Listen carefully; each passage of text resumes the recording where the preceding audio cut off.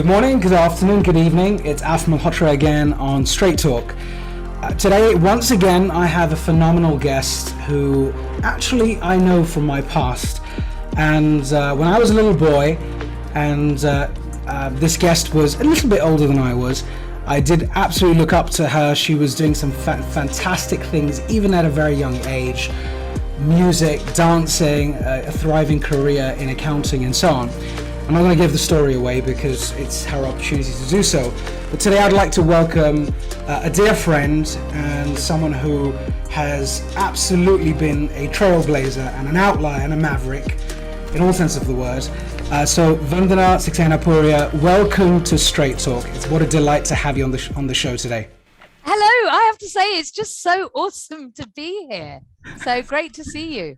Yeah, likewise. And things happen for a reason, and today we were supposed to talk, and you're at a very, very important juncture of your life because you've just launched your book, and of course you've been writing for many years, but this is a special one for you, and you'll tell us why.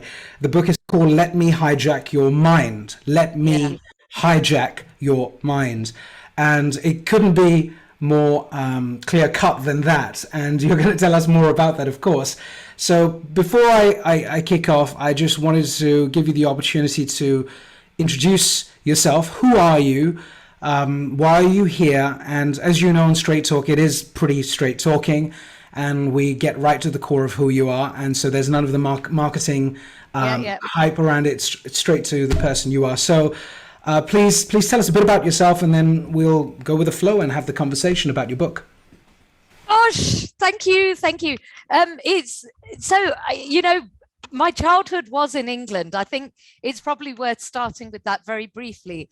And I grew up in, as you know, or you didn't know because you were a bit younger than me, 1970s Britain was not kind to Asians. And I have to be honest and say that I had some really hard times in the 70s. I remember being beaten up. I remember being spat at. I remember once being in a car, and Mum had literally just gone out to get a loaf of bread or something.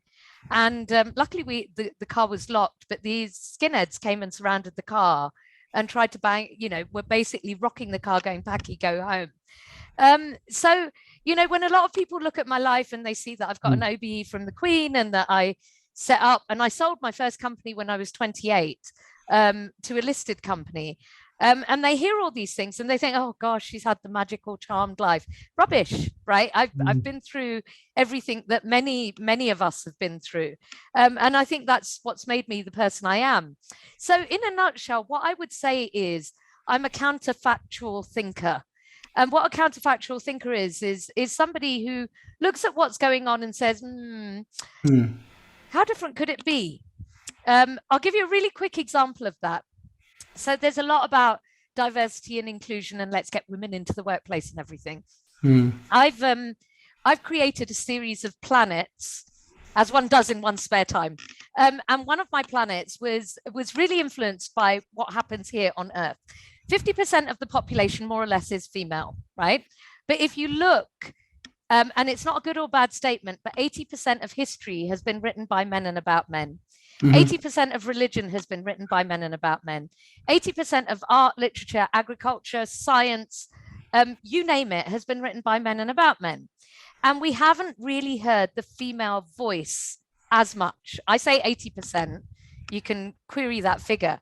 But my point is 50% of the population have not figured in decision-making to the point that women only got the vote in the UK just over 100 years ago. And yet humanity's been around for like 10,000s of years. And so I created a planet where any baby that died on Earth in the womb or within 11 minutes of being born, its energy or whatever you want to call it, soul, whatever, goes to another planet and is born there. But because we're killing so many female babies in India, in China, in South America, and in Africa, which is, there's evidence that proves it. We know that we've lost maybe 250 million females from India over the past century, right? If we had a planet that had all those babies, what would it look like? if it was 80% female and always had been from the beginning, what could it look like? Yeah. And don't tell me that work would be 9 to 5, Monday to Friday, because it wouldn't. I mean, it just wouldn't occur to women to run, you know, work. And then what would work be? What would school be? What would the biggest business have been, et cetera, et cetera? So that's counterfactual thinking. Now, you can say, well, that's cloud cuckoo land. But actually, it's very useful because you can kind of go off into those worlds and say, how would they handle a particular problem that we're experiencing in our current world? And you put it into kind of like a couple of rules and the way that that world functions, and you actually come out with some pretty amazing ideas. So that's the kind of work that I do under the Human Alarm Clock. Wow. That's the name of my company. We wake people up, we get people to think differently, and we solve problems. As Einstein says, you know, you can't solve problems using the same thinking that you created those problems with. You need a different type of thinking. Wow, that's incredible. I love that. And I think it's so timely because a lot of the conversations we've had on Straight Talk, as I was mentioning to you earlier on, just before we started the show, about 90 of those conversations, without question, each one of those conversations has touched on, if not elaborated on, consciousness, human consciousness. And yes, we've discussed all sorts of interesting things. It's sort of boiled down to the fact that there is a new age, there's a new paradigm, there is a new way of living that we need to ourselves create, not be victims of and, you know, moan and complain and be cynical. We have to go out there and try and create that new future, be it in these new planets that you're describing, whether it's a metaphorical phenomena or it could even be real to some extent because you're taking energy fields. But that's it. That's exactly what we're doing. Yeah. And it's so important. So that's wonderful. And we need to understand that a little bit more during this sort of discussion. Sure. So this company that you have, I love the name as well, the Human Alarm Clock. And you're the chief alarmist. So you said to me you were a CA, a chartered accountant, slightly different CA, and now you remain a CA in a new body, in a new skin. Yeah, new avatar, new incarnation. So you're the chief alarmist. Okay, so what's the gig here? Why did you set this company up, and where are you headed with it? You know, it was taking a real risk, Alf. It was. I was wherever I went in the world. So I lived in Eastern Europe for 10 years. Okay. I lived in Romania, Hungary, Poland, Ukraine for a bit, Serbia when the bombings were happening. Like, I lived in that region for 10 years. And then for the last 17 years, I've lived in India. But during that time, I do a lot of work with Vietnam, Cambodia, Indonesia, also do work in Africa, and the States and Australia. So, you know, I've spent a lot of time talking to people, and, you know, I've done a lot of work in the UK, India corridor, UK. And so I've talked from royalty and ministers to street cleaners. And it's fundamentally, it's so interesting that everyone has the same problems. Everyone has the same problems. And they just manifest in slightly different ways. So what I'm trying to do with the Human Alarm Clock is distill the essence of what's really causing the dis-ease in society, and working with some amazing thinkers from across the world, including an amazing guy that I admire called Dr. Richard Claydon from EQ Labs in Hong Kong. And, you know, really, you know, saying to companies, you think your employees are stressed. Let's just go beyond, you know, the Band-Aid and let's really get to the cancer, you know.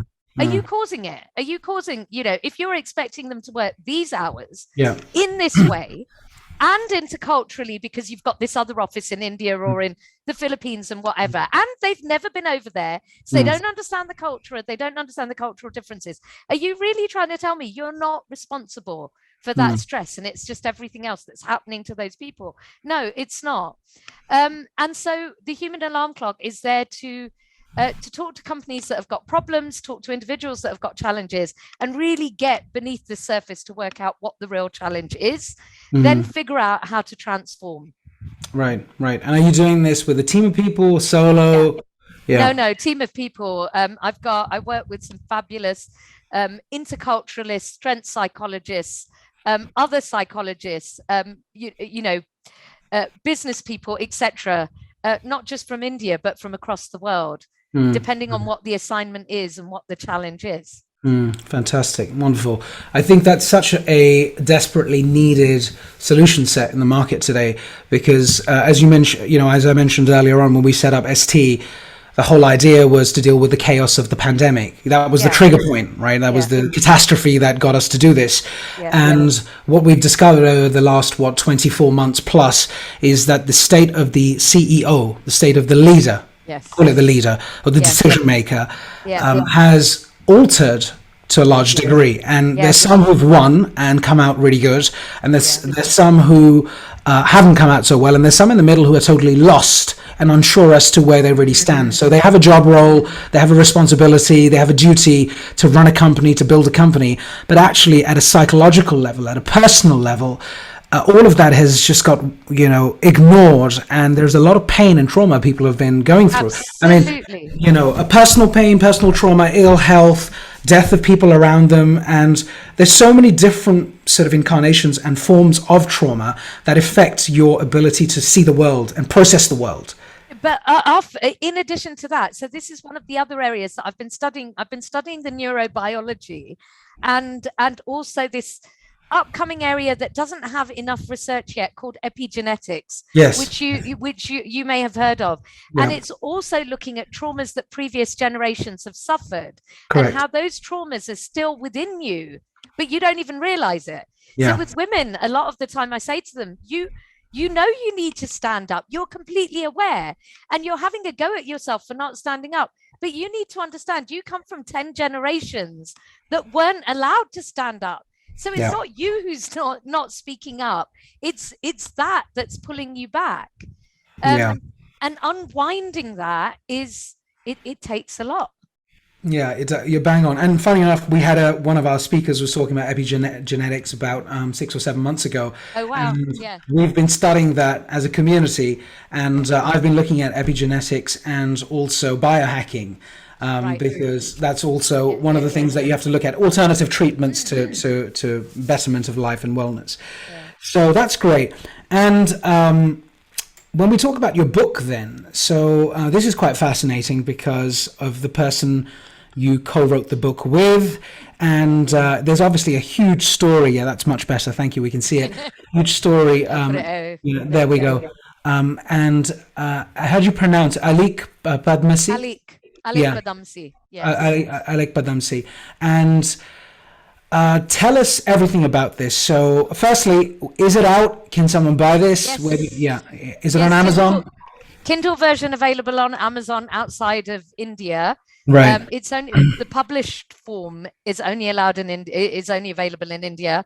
I think later this year it's coming out in the UK and the US. Okay. I'm just waiting to find out. So it's all very exciting. It's causing a bit of a storm, which is good. Beautiful. So, and we're honored to have you talk about this book on the show today. So it's always amazing for authors to do that with us. So off you go. Tell us right from ground zero, like, what is this about? Why did you write it? Where did you meet Alyque Padamsee, and just the whole story? So I think it's worth, I think a lot of people abroad won't know Alyque, but I'd like to give you a sense of who Alyque was. Yeah. Alyque was, I think, honestly, one of the foremost non-linear thinkers, I would say globally, because he's in the Clio Hall of Fame for advertising. So he went global with some of his advertising campaigns. He came from a very well-to-do family in Bombay, a Muslim family. He gave up his religion at a very early age. He was like, I don't want anything to do with that. But his family were the first theatre family of Mumbai. There were the Awakens and the Padamsees, and they used to put on the first theatre productions in Bombay in English. And they were very, very successful. So, but theatre doesn't pay. And so Alyque, at a very early age, realized that he would need to do something else, especially because he'd fallen in love with a divorced woman, and he was determined to marry her. And his mother was saying, over my dead body, I will disinherit you. So he knew he had to make some money. This woman that he fell excuse me, this woman he fell in love with, Pearl Padamsee, was also from the acting fraternity, and she had 2 small children. So he said, I've got to make a living. And a friend of his from the theatre community, another very famous name, Jerson de Cunha, had started working in advertising, pulled Alyque in, and Alyque was a hit from, day one. I'll give you a couple of examples, Sure. really quick examples of how he changed the way people thought. He was told by the government that the government wanted to come out with a campaign to try and encourage people to not have more than 2 kids, right? And Alyque knew that 80% of India was illiterate. So he couldn't have some Bollywood film star go, hey, you should only have 2 kids, because it wouldn't make any sense. What he did was he took a jar, and the advert was a jar, and you could put 2 tomatoes in it comfortably. But if you put the 3rd one in and you shut the lid, all the tomatoes burst. Right. And the headline was 1 or 2, that's it. So he took it to the government, and the government went, what on earth is this? Nobody's going to understand. Yeah. And he said, you'd be surprised. So the government took the advert out to all these villages in India and said, what do you make of this ad? And they said, well, it's obvious. We should only have 2 children. Why? Well, if you try and have a 3rd, you can't feed them. You can't give them as much love. No, it's better to have 2. That campaign is ranked up there with one of the reasons why India got to a stage of population control. And believe me, we may think of one point, 4 billion as being still too much, but it would have been closer to 2 by now if people like Alyque hadn't got involved. So that's the kind of mind he had. He had a very social mind, but he's also known for some of the most amazing, sort of private advertising, commercials. So he did, for example, Kama Sutra condoms. He did Kama Sutra condoms. They came to him and they said, please do an advertising campaign. And he noticed that every single campaign for condoms was all about don't catch HIV, don't catch AIDS, and they were really kind of scary adverts. And he said, what rubbish? He said, right. Sex is about pleasure. So the catchline was for the pleasure of making love. Right. And it had Pooja Bhatt, who was a big actress, in this very steamy scene. And again, it became like the #1 hit. See, he wasn't afraid to take risks. He also wasn't afraid to think differently. So that's who Alyque was. And he also played Jinnah in Attenborough's Gandhi. So right. Yes. Very well known, for that. Yeah. So basically, I'd grown up hearing about Alyque Padamsee, and he was always doing something outrageous, supporting the Dalits or supporting LGBTQ or whatever. He was always doing something. And I got a phone call one day from my executive assistant's, my executive assistant. She's an Australian woman called Glenda, very strong Australian woman who'd married a very strong Indian man whose mother happened to be part of that theatre fraternity. Right. And the mother-in-law rang up my assistant and said, I demand that Vandana comes to lunch. She has to meet a friend of mine who is a Padma Shri, which is the equivalent of an OBE. Right. And he would like to meet you because Vandana, because she's an OBE. And I was like, okay, let's find out who this is. And when I heard it was Alyque, I was like, oh! I read up everything about him, and I just knew that I wanted to understand how his mind worked. So I got invited to this lunch, sat next to him at lunch, and had the conversation about a female planet. And he looked at me and he said, I would never have taken you for a chartered accountant. You should have been in advertising. And he said, I completely agree with your view. We're not hearing the female voice. Yeah. He said, you need to come and talk to me in Bombay when you're next there. And so I went to see him the next time, and we just hit it off like a house on fire, had some great conversations. And after about 3 visits, he said to me, listen, I need to talk to you. Straight talk. He said, look, he said, I have a book in me, but I have no idea what it's about. I know it's not going to be a biography. I did one of those 20 years ago, not interested. Will you help me?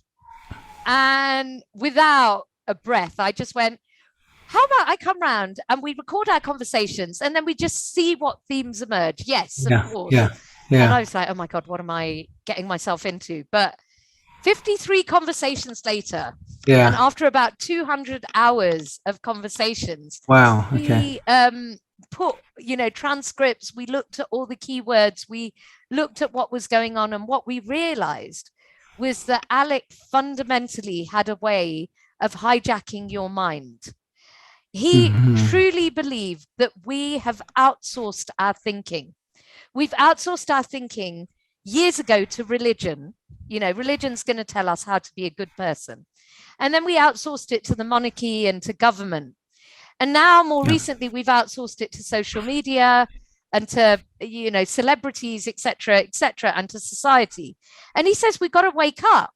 If we're going to evolve as human beings, right, we need to change our thinking. We need to reclaim our minds. So the book is all about all these social norms that appear in India. And he has left literally no stone unturned. He has been ruthless with everyone and everything. And he's basically said, I want you to rethink why you do what you do. Wow. So that's phenomenal. What a beautiful story, and what an incredible person he must have been. And unfortunately, we weren't able to meet him. And but you're going to carry the legacy on in this fantastic book. Tell us a little bit more about. I'll just pull this thread a little bit more. Tell us a bit about sort of those 53 interactions and 200 hours of quality time in conversations. What did that do for you? We know what it did for him, but what did it do for you? How did it create transformation within you? Oh gosh.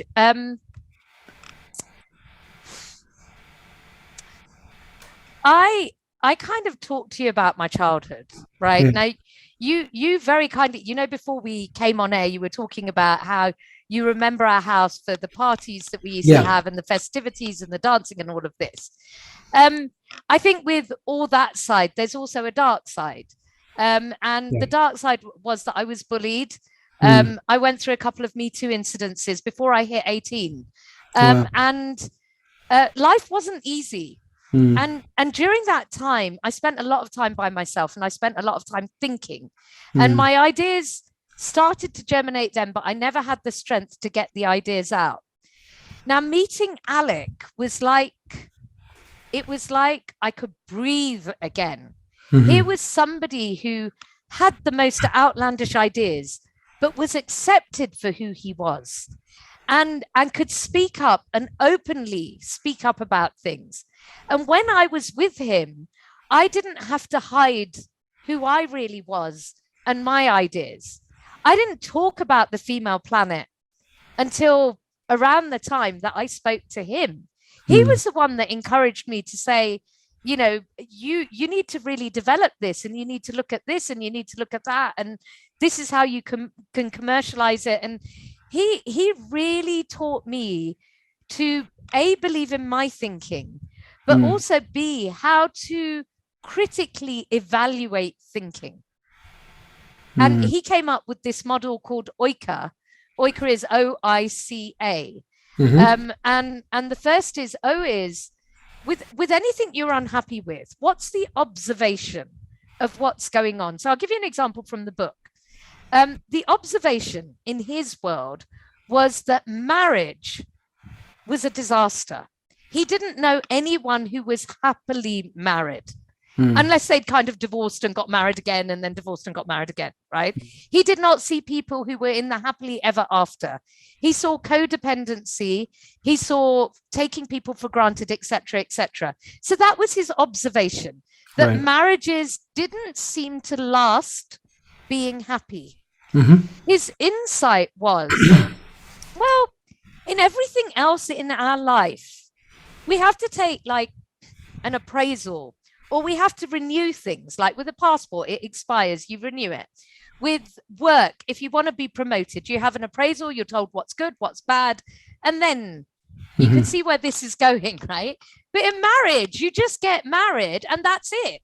Right. And so we've got observation and we've got insight. The insight is there's no form of renewal. Right. So his conceptualization was, let's change marriage. Let's keep the sanctity of marriage, but let's have a 5-year marriage license that is renewable by both parties. And if either one party doesn't want to renew, the marriage gets, annulled. Basically, annulled. And there's some frameworks on which everything is split. But the whole idea is actually not for that to happen.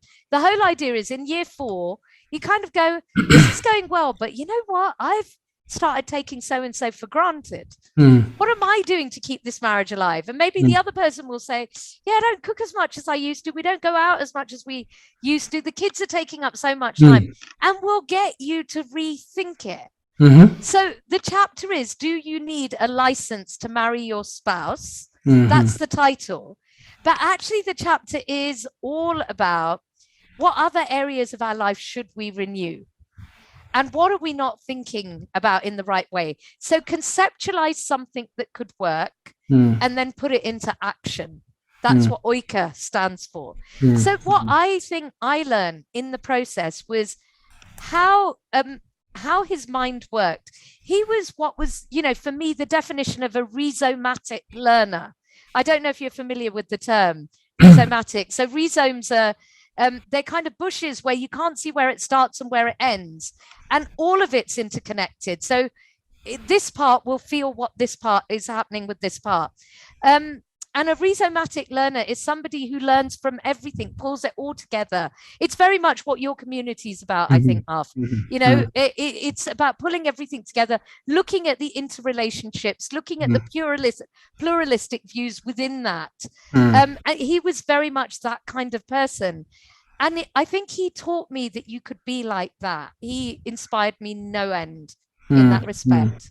Wow, that's amazing. So OIKA, just for memory, observation, insight, concept, or the conceptual aspect of it, conceptualization, and then of course action.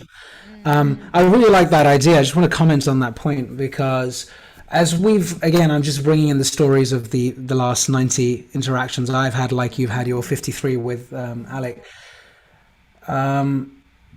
There's been an element of self discovery and introspection or reflection in just about every discussion that we've had. Everyone has a personal story that led them to be who they are today, good or bad, or a combination of all of them, right? Like a khichdi or like a paella or a, whatever it may be equivalent. So there's a lot going on. And when you talk about marriage in particular, the institution of marriage, it's phenomenal because that whole idea and the concept in one part of the world has much more significance and meaning and all the fanfare around it and the entire family involved in it, and it's just a central part of how you exist. In fact, it is your identity. It is your identity. You're right. It's phenomenal. And in another part of the world, it's important but not that important. And if you look at generational signposts from this newer generation that we are cultivating now, their relationship with the institution is very different. And I guess, I haven't read the book, of course, and I will. I guess a lot of what you may be talking about in this book is relevant to us, our generation and above, but also actually a doctrine and a manual for the next generation. Absolutely. In fact, if you look at who he's dedicated it to, I don't know if you can see this, but it says dedicated to my favorite people, youth of India, the youth of India. This book is for the youth of India. It's basically saying, look, we know that you don't really believe in religion anymore and believe in, where are your principles coming from? And this book is to help them work out that you don't have to adopt what everyone else says you should follow. He actually, at the end, because he is who he is, he says, forget Moses and the 10 Commandments. Here are my 10 Commandments. And he talks about just doing good, being a good neighbor, respecting your neighbor's religion. Things that really should have been said in the scriptures, but haven't been said as impactfully. No, it's wonderful. And tell us about, were there any particular moments? I know, of course, you had so many amazing moments when you wrote this book, but were there any sort of game-changing moments or like aha moments or moments that you will always remember that you believe and you're comfortable sharing with the audience that you felt had a profound impact on where you are today? I know there would be loads. Yeah. There was some that Yeah. you think, because that happened, this happened, and then that happened, and I am where I am. Well, look, if we just take the whole genesis of the book, Yeah. so you saw how random it was. I happened to know a woman who was having Alyque round for lunch. Right. And then it obviously goes to, I meet Alyque. And then, I start collaborating with Alyque, and I meet the whole of his community and his family. And then he passes away. And I'm devastated because he was like my godfather. He was really such a strong mentor to me that I felt like the ground had been taken away. And then for 6 months I couldn't really work on the book. And then his daughter and son called me up and said, listen, we need to get this book out. And I started working on it again, finished it. I had no idea at that time that Ronnie Screwwala, who's one of India's billionaires and somebody that was taught by Alyque and Pearl in the early days, would write the foreword of the book. I had no idea that Shashi Tharoor, who's, sort of a shadow kind of minister and, ex-deputy of the UN, would write something so, really lovely, appreciating the ideas of the book, etc., etc.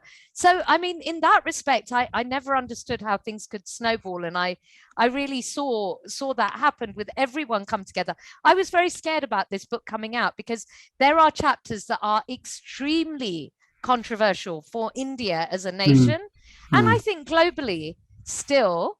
And I was nervous, but when all of these people said, we're here and we're backing you, I was just like, I can go ahead and do it. And I think bringing the book, talking to Alyque, when I talked to Alyque, and Alyque understood some of the ideas that I had, and I could also change his mind on some of the ideas. Like, one after he said, look, no matter what, men have testosterone, and that, because of that, women, it's good to have gender and gender equality and all of this, but there are going to be challenges if women are wearing a low-cut blouse to work. And I just turned around and I said, no. I said, absolutely no way. If you go to a nudist beach, you do not see problems with testosterone that you're talking about. So don't tell me that it has to be. And I changed his mind on that area, right? And so equally, he changed my mind. I was like, women are emancipated. He goes, stop playing the victim. And I was like, oh, what do you mean victim? And then he would say things to me and I'd be like, oh my goodness, he's right. I'm not going to do that anymore, And it was quite incredible. So I would say I learned a lot in that way. There's not one, but if I put it down, he was the one who used to say, Vandana, you wake me up. You are like a clock for me. Tick tock and then buzz, buzz, buzz. So the human alarm clock really came out of him. It was his affectionate nickname for me. Yeah, amazing. What a fantastic narration. Of course, we don't want to take all of the magic away because we all want to read the book. And I'm absolutely going to grab hold of a Kindle copy because I can't get the hard copy unless someone's coming from India and they'll buy one and then bring one for me. So how do you see the next couple of years panning out for you from the point of view of the book particularly? So what impact do you want to really create? Of course, people write books and it's amazing to write books. There's got to be, back to your OIKA model, there's got to be some, you've got the conceptualization, you've got to action now. Well, we've already started. It's so lovely on Twitter. Somebody wrote in the other day that the book had changed his life and he'd bought 5 copies for his friends and he's given them out.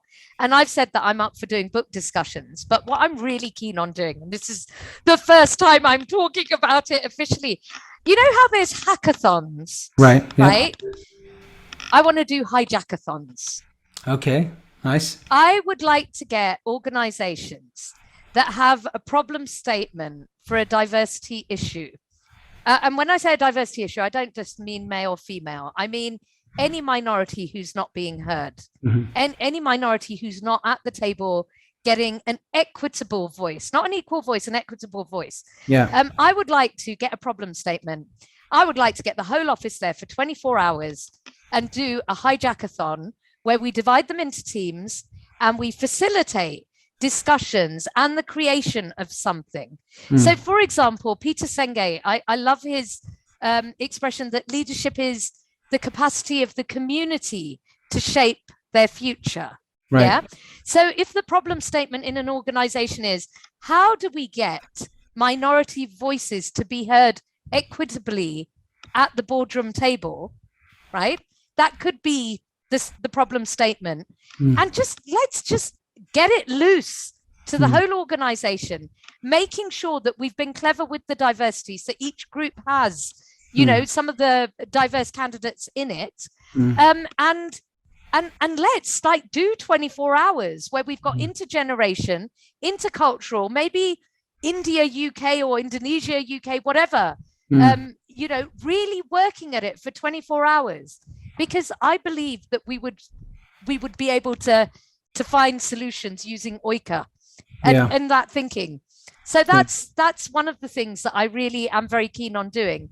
The other is, there's another chapter in the book which is called Speaking the Unspoken Dialogues. Right. And one of the things that both Alyque and I knew, neither of us are psychologists, but we have this face that says, we're safe, talk to us. And the stories that we've heard, and I'm sure, Alf, it's been the same for you, the stories that we've heard have been gut-wrenching and heartbreaking. But when we give people a space to speak the unspoken dialogues, it's like the pressure on them reduces and they feel lighter. So I would love it if we could set up a whole place, a whole series of safe spaces where dialogues can be had, where people can actually get out what they're feeling and there's support for them. Very powerful. You know, the talking about action, we'd absolutely love to help you on the Hijack-a-thons, because we'll have that conversation separately, but we've got a thriving community at Straight Talk. All of them are, you know, either leaders in big companies or mavericks, individual contributors and inspirers, authors, economists, psychologists, and so on. Wow. And I think one of the things we want to do later this year, is the action piece. I want to go out of my way to get some of these 90 odd speakers, not all of them, but some of them, together, because we have an army of influence. Each one of these individuals are very powerful in the industry, including yourself, and try and implement some of these ideas with the themes that are important. So, you know, as you know, we focus on diversity economics, which is a similar thought process, cutting through the noise. So we should absolutely do some stuff together, which we will. And I want the community to know this when you're listening to this on YouTube or whatever it may be, that reach out to me or we'll take Vandana's details. We want collaborators on this, because I think it takes a community to lead and drive that change, back to Senge's comment. So that's fantastic.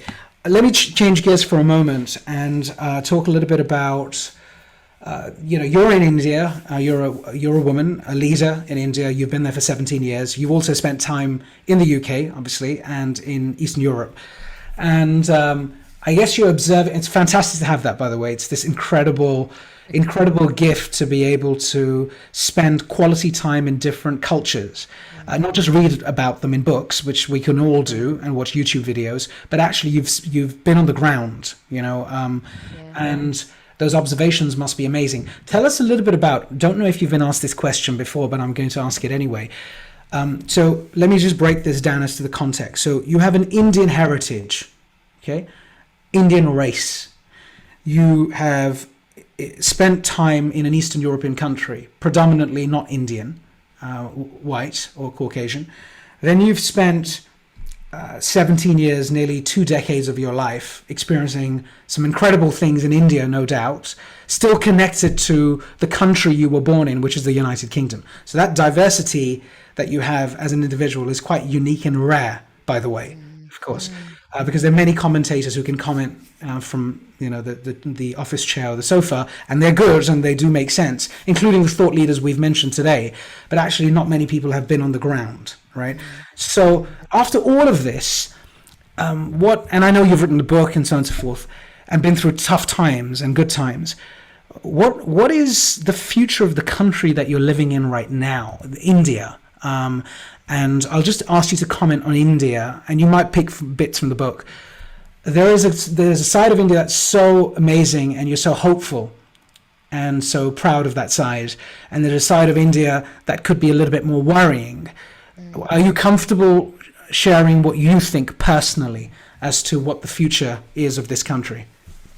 Yeah, of course. I think the world has been overtaken with dystopian fiction and making dystopian fiction reality. And my aim is very much to forget dystopian, counterfactual, visionary, right? Visionary fiction, therefore visionary reality. There are challenges, right? When you have 1.4 billion people and a democracy, that is really, all those armchair, critics, I don't think they quite understand the scale of India. Like the city that I live in is the 7th largest city in India. It's a small city of 5.5 million people. 5.5 million, small city. We are 3.5 hours from Bombay, and yet the culture is like the French and Germans, right? They may share a border, but would you say French are like Germans? No, they're different. So you need to understand that, not you, but the world needs to understand that India is very, very diverse. Now, of course, government, politics, all of this comes into it. And there are things that make the front page of newspapers. I, as somebody who lived in Eastern Europe during the time of many clashes, I remember actually being in Slovakia when the BBC, and this was the BBC, were talking about this massive demonstration in the town square against something. I was there that day and I saw the angle that they took that demonstration from. And that was the day that I realized I don't know that I can trust everything anymore, right? It's perception. Having said that, there are some concerns, right? And the biggest concern is about religion at the moment in India, and can certain religious beliefs be held together? I am a strong believer that yes, they can. It's Ramzan at the moment, and I have seen everyone go out of their way to support Muslims going through, like, it's 40 degrees outside. For them to be fasting and not even drink water during the day, it's tough. So everyone is ready to support them as soon as the sun goes down, with fruit and vegetables on the street. People are feeding people, etc., etc. That's what I see. That's what I see as the real India. And I see people who care for each other. Now, there will always be those people that talk. But the other area that I studied a lot over the years is called social network dynamics. And social network dynamics look at how do clusters form and how do things grow? How do ideas become like contagions and spread? And I'm very clear that there's a lot of scaremongering going on. Having said that, what it's going to take is for those of us that believe in the secular nature and democracy of India to speak up every time we see something that is not right. And I think social media has allowed that to happen. there is still a lot of trolling. There's still going to be a lot of difficulties. But the other thing that I would say on all of this, counterfactual and very controversial, I actually think Indian women are going to play an absolutely massive part in the development of India and the development of India as a global brand as we move forward. And I'll tell you why. And I know there's other countries that will have some of these points, but India for me is one of the only countries where you still have 4 or 5 generations living either in the same house or very close together. Now, as an Indian female, you learn the art of politics and negotiation. You are not a man who says, what I say will go. You are the person who has to kind of make everyone happy. And that is a skill that I don't think Indian women quite yet realize is going to be invaluable in the workplace. There are all these skills that we learn at home in India, more so than any other country, just because there are so many people in India. You are always going to weddings. You are always going to events. You're always with family. You're having to deal with people you don't like. In the UK, if you don't like someone, you don't have to deal with them, right? You can cut off business. You can avoid them, all of it. You can't do that in India. We are taught to deal with people that we may have challenges with, right?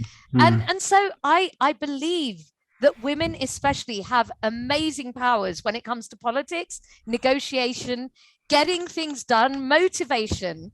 We've just got to take the lens and look at our family and what we do there and move the lens to the workplace and believe that we can actually do the same thing there. That's one example of something that I think is going to make a huge difference going forward.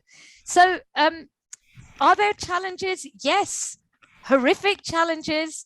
Are there going to be a lot more downs before we get to the ups? Probably. Are we going to have to deal with climate change in the middle of that? And by the way, I think the statistic is 70% more women are going to suffer from the impact of climate change than men in India. And that was a report that was done by PwC in association with the United Nations.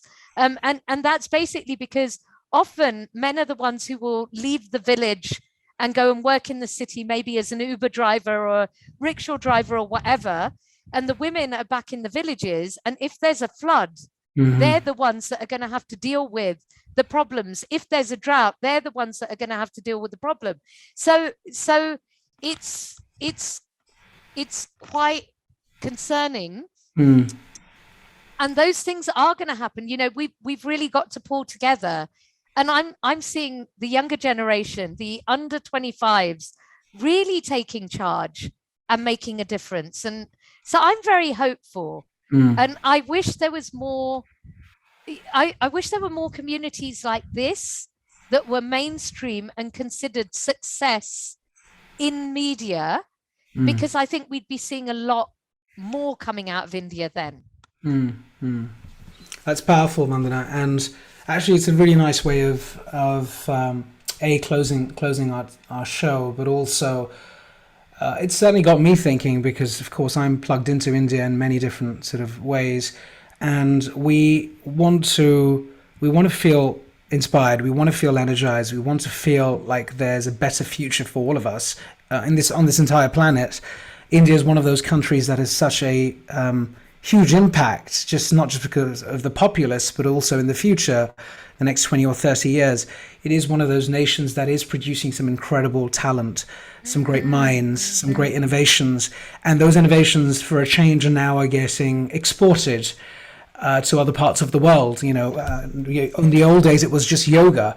And, and now we have CEOs from India of some of the largest companies who actually are Indian. They're not born in America, they are Indian, and so on. So it's fantastic. Are you going to stop here? You're going to start writing more books, or what's the plan? You haven't thought about it? I've got a couple on the boil. No. I've got a couple on the boil at the moment that are being discussed with publishers. One is on. Okay, now you're going to say, really? Where did that come from? It's on the science of Tibetan healing. And see. I'm a big believer. I've experienced it myself. But we always talk about the mind and the body as if they're separate things. They're so not separate. They are the same thing. And we've got all these amazing people doing work up here or work down here, but not really building the two together. And Tibetan healing is very much ecosystemic. So that's one book. I'm writing it with a Tibetan doctor who works quite closely with Dharamshala and the institutes in Dharamshala that teach Tibetan medicine. So I'm writing that with him. And separately, I talked to you about the other worlds. And they are part of a book series called The Ojas Chronicles, about a protagonist called Ojas, who finds out she's, through no fault of her own, but she's got into an institute, but the institute is in outer space, and it's an intergalactic institute of planetary management. And it's all about how to find balance, harmony, and recalibration within the universe. Wow. And so aliens from different planets come and study there, and she meets all these people from all these other planets, and they kind of study to work out how to make their planets better. Wow. Okay. That's amazing. How different and how diverse, and that's what we like to see. Both books, when you do start to flesh them out, or when you do release them, of course you're going to come here and of course and talk to 100%. Us about it. Both are super important, and as you start to write those, then when we connect offline, I will connect you to our community, because on the science fiction side of it, which is the planetary intergalactic experience, there are a whole bunch of people studying that, and you'll have so much synergy there and operating in that space.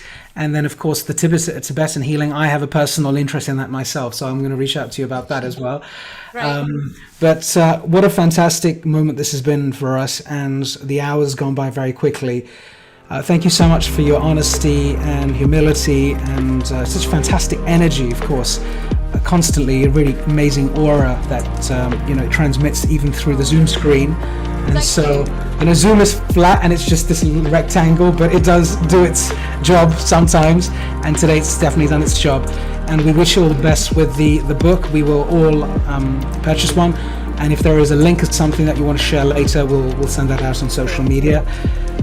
Thanks again, and I look forward to spending more time with you, and looking forward to these amazing personal stories and experiences that you're going to share with the Straight Talk community. So Vandana, thank you so much. I will do it in Indian fashion. Thank you. I just want to, I want to say thank you as well, because I think when you create a platform like you've done, you give people permission to breathe. You give those misfits, those outliers, those the people that are considered abnormal, you give them permission to be. And I think it's one of the most powerful things you do. My motto is playful, courageous, and curious. And I think you're creating that atmosphere. So thank you for everything you do, and I really mean that. Oh, thank you. I'm really grateful. It's honored, actually, and it's my entire team of people who work, and they work not for profit, pro bono, to do this. So absolutely amazing. And thank you again. Thanks to all the listeners. We'll catch up with you on the next show, another exciting show coming up. And Vandana, take care, be well, keep smiling, and we'll be connecting you with our audience as well. So all the best, everyone. Yeah, cheers.